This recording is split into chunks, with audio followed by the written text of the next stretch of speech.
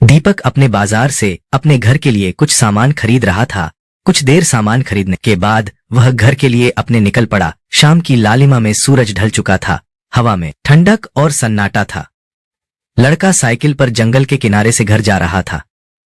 तभी एक चमचम आती सफेद रोशनी उसके सामने आ गिरी।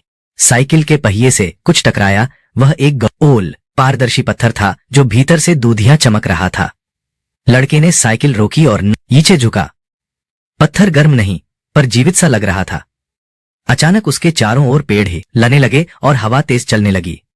लड़का घबरा गया, लेकिन पत्थर से आती चमक ने उसे शांति दी। तभी एक धीमी आवाज आई, मुझे वापस दो, यह नागमणि है। लड़का चारों ओर देखने लगा पर कोई नहीं था।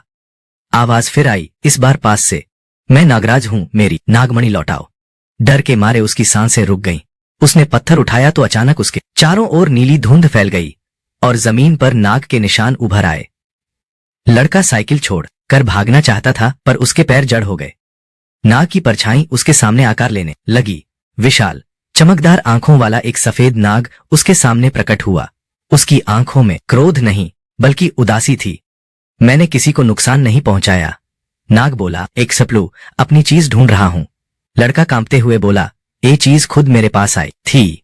नाग ने मुस्कुराकर कहा, कभी कभी भाग्य खुद रास्ता चुनता है। फिर उसने पूंछ से जमीन पर एक चिन्ह बनाया और अचानक जमीन से नीली लौ उठी। अब तुम इस नागमणि के रक्षक बनोगे, नाग बोला। लड़का कुछ समझ नहीं पा रहा था। उसके हाथों में नागमणि और भी ज्यादा चमकने लगी। पल भर में उसकी आंखों के सामने जंगल गायब हो गया और वह किसी रहस्यमय गुफा में था। गुफा की दीवारों पर चमकते प्रतीक थे, जैसे कोई प्राचीन मंत्र लिखा हो। गुफा के बीचों बीच एक सिंहासन जैसा पत्थर था। नाग ने कहा, यह वही स्थान है जहां से नागमणि का जन्म हुआ था। लड़का धीरे से आगे बढ़ा और नागमणि को उस पत्थर पर रख दिया। तभी पूरी गुफा जगमगा उठी और हवा में घंटियों की आवाज गूंजने लगी। नाग ने कहा, अब यह शक्ति तुम्हारे भीतर है, इसका उपयोग केवल रक्षा के लिए करना। फिर उसकी देह धीरे धीरे प्रकाश में बदलने लगी। नाग की आखिरी बात गूंजी, जो सच्चा है वही इस रोशनी को संभाल सकता है। लड़का आंखें झपकाते ही खुद को फिर जंगल में पाया। अब उसकी साइकिल पास में थी पर सब कुछ शांत था। हाथ में नागमणि नहीं थी मगर उसकी हथेली में हल्की सफेद चमक बाकी थी।